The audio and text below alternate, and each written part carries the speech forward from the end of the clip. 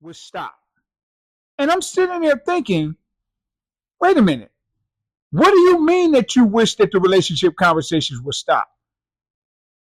Because I know good and doggone well you're not saying that right now if you're not one of the ones who said it back then.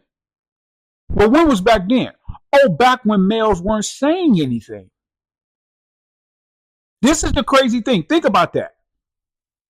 Where were these type of people who want the relationship conversations to stop when the relationship conversations were happening 15, 20, 30 years ago? Where were they? All right, they were nowhere to be found. So you have to ask yourself, why were they nowhere to be found? You have to ask yourself, why is it now that they want the conversations to stop? Oh, well, we're going to talk about that. We're going to talk about that right now. See, back in the day, when these conversations were happening, they were happening in a vacuum. And what vacuum is that? That vacuum was to where one side of the actual aisle was having the conversation. One side. And because one side was having the conversation, everybody thought everything was cool. Now, this is the equivalent of what I've said a couple of times, something I coined where I said, in a relationship, there are 3 different types, and only one of those relationships can work on the long-term scale. There is the selfless, the selfless, selfish, and the selfish, selfish. Those are the 3 types of relationships.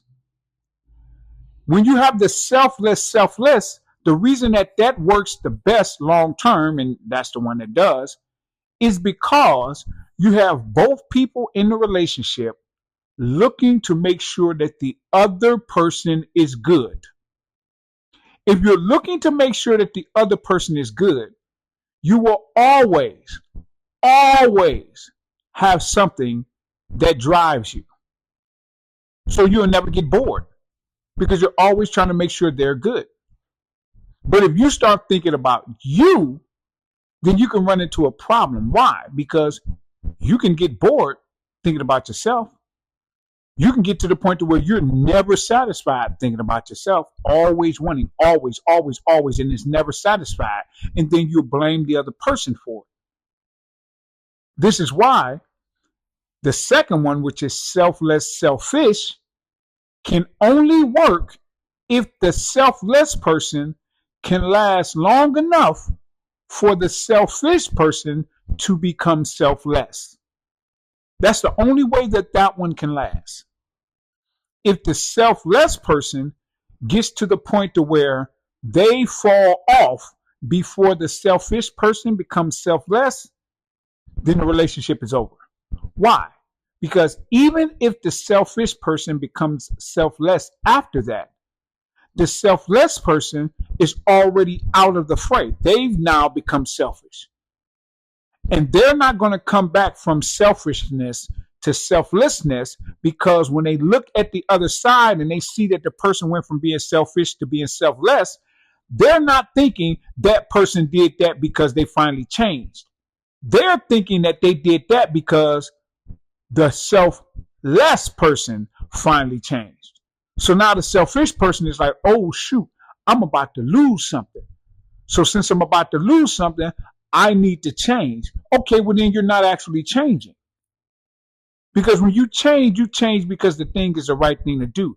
You don't change because, well, that person is going to leave me, so I'm going to lose something. So let me go ahead and change so I don't lose the thing. Okay, then you're not changing it. Because what happens if you get to the point where you're thinking, oh, I won't lose it. Okay, well, if your thing that was driving you was you might lose this thing and now you're not, doesn't that mean that you can potentially do a relapse, or even more than likely would do a relapse? So that's why that one only works if the selfless person can outlast the selfish person's selfishness. Now, the third one, which just doesn't work at all, is selfish, selfish. And do we even need to discuss that? No, of course not. So all of these years, what has been happening when it came to male and female conversations, intersexual dynamics wise, was that it was one-sided.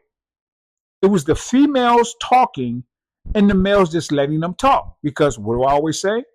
Males think of females like little brothers in this regard, which is the little brother can hit the big brother and the big brother doesn't think anything about it because the little brother's hits feel like pillows. So that's why the males weren't saying anything, because they were like, yeah, whatever. Because males know that at any time we can turn it up and it'll be over with for females. Males can subjugate females right now just at the snap of a finger. If all males decided to, it's over with for them. So males just kind of let them do whatever they did.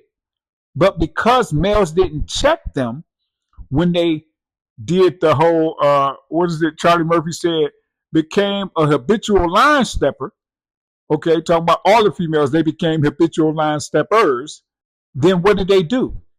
They just kept stepping over the line, creating a new line, stepping over it, creating a new line, stepping over it. They just kept doing that. And it got to the point to where they were on all of these doggone shows. Sally Jesse Raphael, Montel, was that Williams, the Ricky Lake Show, Donahue, all these different shows back in the day. Fast forward, Cocktail Queens, The View, The Real, all of these different shows, freaking The Simpsons, Family Guy, all of that stuff. And they're doing this because we never checked them at the other lines. So it's been this one-sided thing, and that's why relationships and all were still going and people were still getting married and everything. But what ended up happening? What ended up happening was males got sick of that crap because females crossed the line. Now, what line did they cross? There are stories about feminism, right? But feminism itself had kind of levels to it.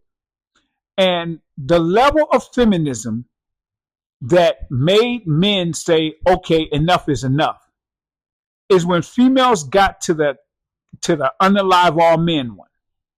When females got to the unalive all men stage, that's when males were like, okay, no, we're done. We're done. And it was because saying that all males should be unalive is the equivalent of saying, hey, build my house, and then after the males build you this extraordinary house that's going to last for 50 years with all of the amenities, the whole nine, everything working fantastically, then you say, all right, kill all the contractors. So, what are your thoughts on this? Put it in the comments section because comments really help push the video. Then grab yourself some merch on the way out in order to support the channel. And don't forget to click like and subscribe. Thanks, good man fam.